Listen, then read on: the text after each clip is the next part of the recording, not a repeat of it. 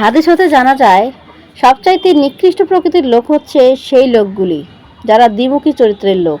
তারা এক এক দলের নিকট এক এক চেহারা নিয়ে আত্মপ্রকাশ করে। সুনানে আবু দাউদ হতে এটি বর্ণিত এবং হাদিস নম্বর হচ্ছে 4872। ভোরের ঘুম ছেড়ে রবের প্রেমে আসক্ত হয়ে যে ব্যক্তি ফজরের নামাজটা আদায় করে সেই ব্যক্তিটি হচ্ছে পৃথিবীতে সেরা এবং সৌভাগ্যবান। সব কিছু ছেড়ে যখন আমরা কোথাও যাই তখন সবসময় মনের মধ্যে একটা জিনিসই গেঁথে থাকে যে আল্লাহ তাআলা আমাদেরকে সৃষ্টি করেছেন এবং আল্লাহ তাআলাই আমাদেরকে একদিন তার কাছে নিয়ে যাবেন। কিন্তু তার কাছে যাওয়ার আগে অনেক কিছু করার আছে যেটা আমরা কখনোই করি না। আল্লাহ তাআলা যে বিধানগুলো আমাদের জন্য দিয়েছে সেই বিধানগুলো পালন করা তো দূরের কথা, আমরা সেই বিধানগুলোর আশপাশ দিয়েও কিন্তু হাঁটি না।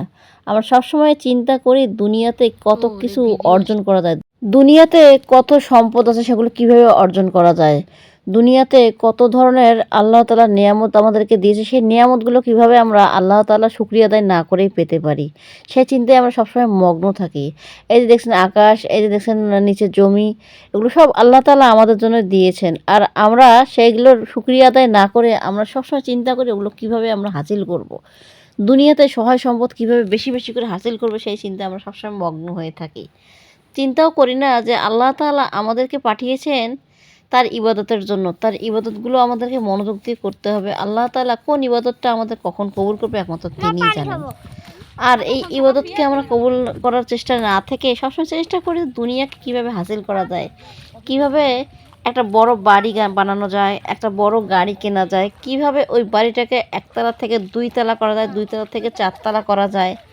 আমরা চিন্তা করি না যে কীভাবে আমরা ফজরে উঠে নামাজটা পড়ব, চিন্তা করি না কীভাবে ফজরে উঠে আমরা সবার আগে নামাজ পড়ে আল্লাহ তাআলার ইবাদত করব। কিন্তু চিন্তা করি আমরা সবার আগে ঘুম থেকে উঠে কিভাবে ইনকাম করব হাজার হাজার টাকা, যাতে আমরা একটা 10তলা বিল্ডিং করতে পারি, ভবিষ্যতে ঘুমাতে পারি। কিন্তু এটা চিন্তা করি না আমাদের আজকে রাতে যে ঘুমালাম পরের দিন সকালে ঘুম থেকে উঠবো, কিন্তু এটা একমাত্র আল্লাহ তাআলা ছাড়া কেউ জানেন না।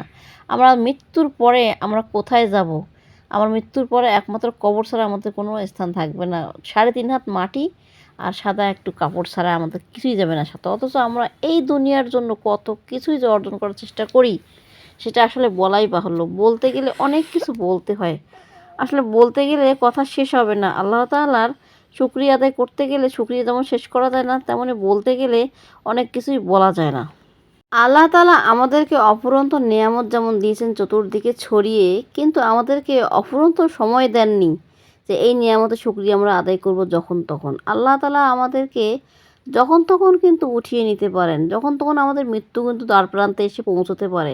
আমরা সেই চিন্তা কখনোই না করে চিন্তা করি কিভাবে আমরা আল্লাহ তাআলার অফুরন্ত নিয়ামতগুলোকে নেব, দু হাতে লুফে নেব। কিন্তু একটা কথা জেনে রাখা উচিত যে সব সময় আল্লাহ তাআলা আমাদেরকে যে কোনো সময় তার কাছে ডেকে নেবেন। এই ডেকে নেওয়ার আগেই আমাদেরকে কিন্তু আল্লাহ তাআলার সমস্ত ইবাদত যেগুলো আছে, আল্লাহ তাআলার হুকুমগুলো আমাদেরকে মানতে হবে।